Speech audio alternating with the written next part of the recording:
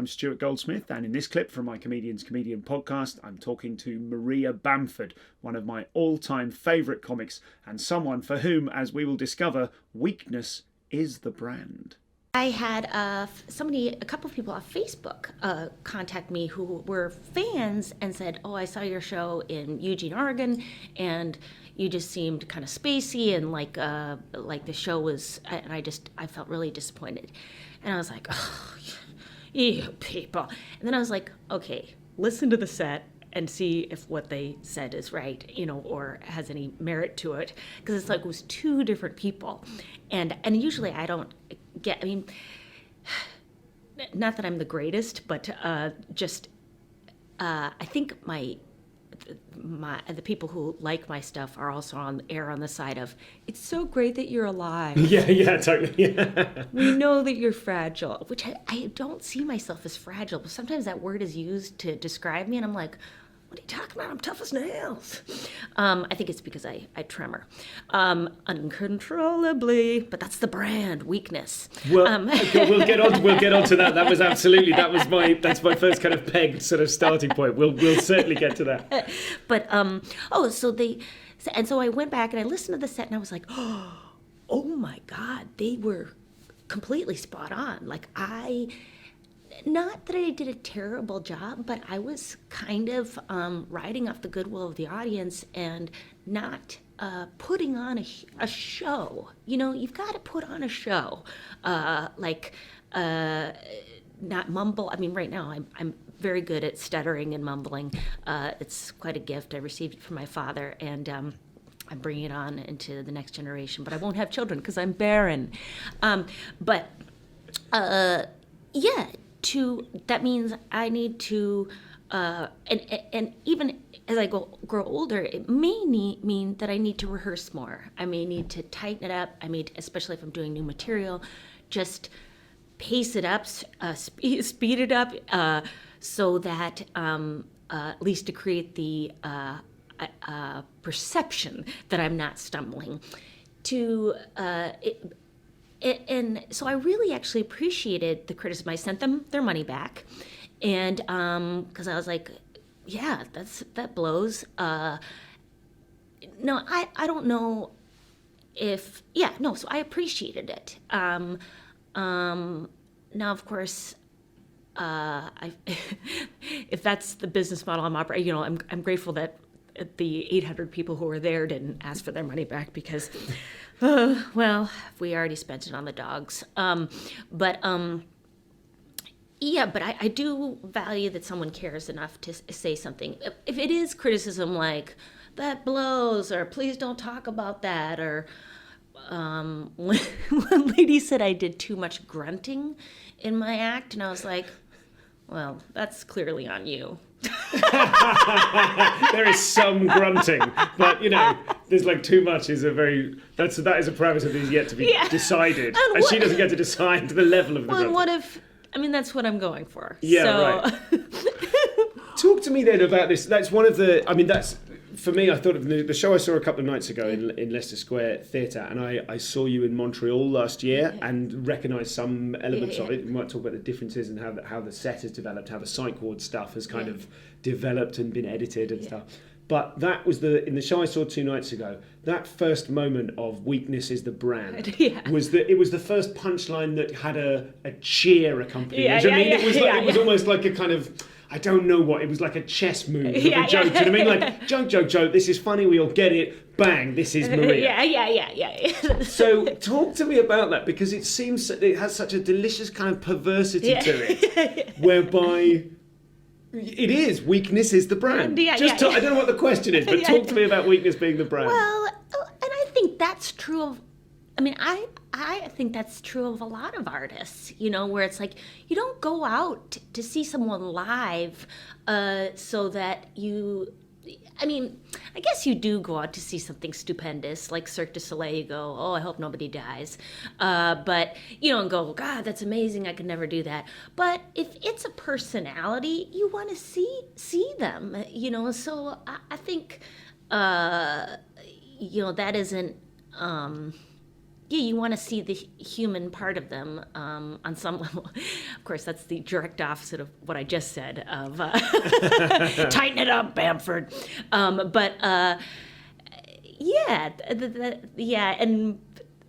I think that is because as I get older and I do become more vulnerable physically, I'm probably not as fast, not as certainly not physically as I don't wear the cloak of youth. Then I've got to be honest with what I have, and hopefully, or I've always found, or maybe I've just read it so many times in magazine, Oprah's magazine, that it's your weakness that people are. What's your worst fear, or what you think your greatest weakness is actually your greatest gift. Like that, the thing that I think is going to disgust everybody the most, or make it impossible for me to work, is actually has turned out to be a huge cash cow.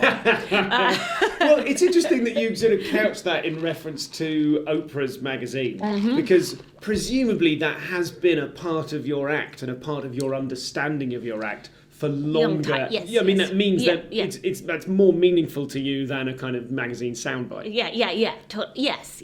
Like and you hear, all artists are trying to, make sense of the world that you're living in, or try to keep living in it in a way that feels meaningful. And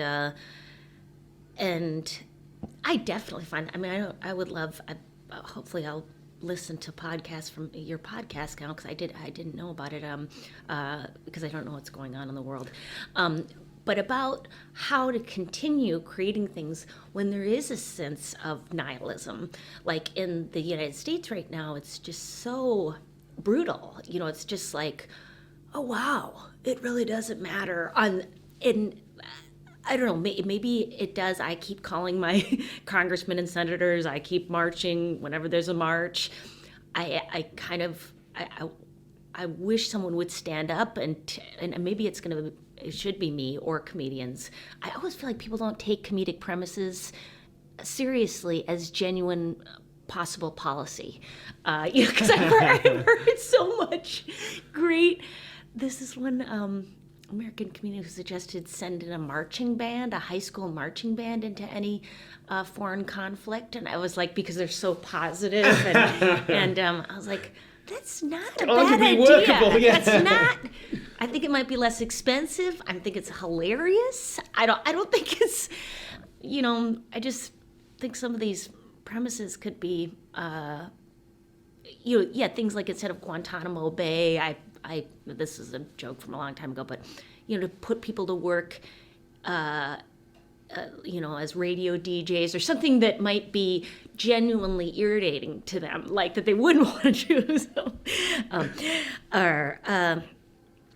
I'm sorry, I've lost track of what That's quite all right. You mentioned the nihilism with reference to kind of politics in America, but I think one of the reasons that you are not just enjoyed by your audience, but championed and loved by your audience, is your kind of visible conflict with nihilism. Yeah. Do you know what I mean? So when you say weakness is the brand, I think what we're cheering, why I laughed, I think, was because it was a sort of like you're kind of reappropriating your weakness and turning it into a strength. And that, and the fact that it is spoken through the language of entertainment and kind of the grubbier bits of it, the brand, it was like, yes, it is great. You get that and you own it. Yeah. So I wonder the extent to which your visible weakness, or our perception of your weakness reflects how you feel about yourself, do you feel vulnerable or weak on stage, or do you feel powerful on stage? Well, I think it's just a mix of it. It depends. I know that it is a very, I am completely dependent on the context of the audience already being on board. I'm completely That's a beautiful way of putting that. Unbelievably grateful that they are there. I have no can't remember that word, fantasies or whatever, that, oh, it's because I rocked the house. No.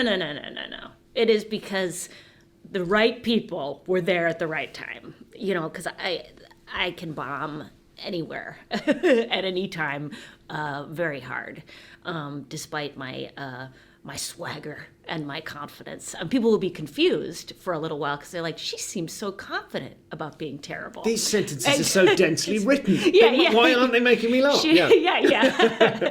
And then there'll be some talk or people asking me to get off stage, either amongst themselves in a passive way or directly. So yeah, no, it's I think that's what comedy, or at least for me, has changed a lot. I don't know if it's as a result of fame or if it's a result of the internet and people being able to find things that are specific. People going, oh, the YouTube things before they go now, or I do. I go, oh, am I going to enjoy this? Let me take a look at that. Before I spend $30 going to see something, and because it used to be more of a trap. You'd go to comedy and it would be like, oh no, like, or whatever it is, any kind of music or dance or something, and now you can research and avoid, which can be a good thing and can be a bad, because you have less surprises, I guess, of discovering something. For tour dates, news, updates, whatever they are, and the latest episodes of the Comedian's Comedian podcast, go to stuartgoldsmith.com.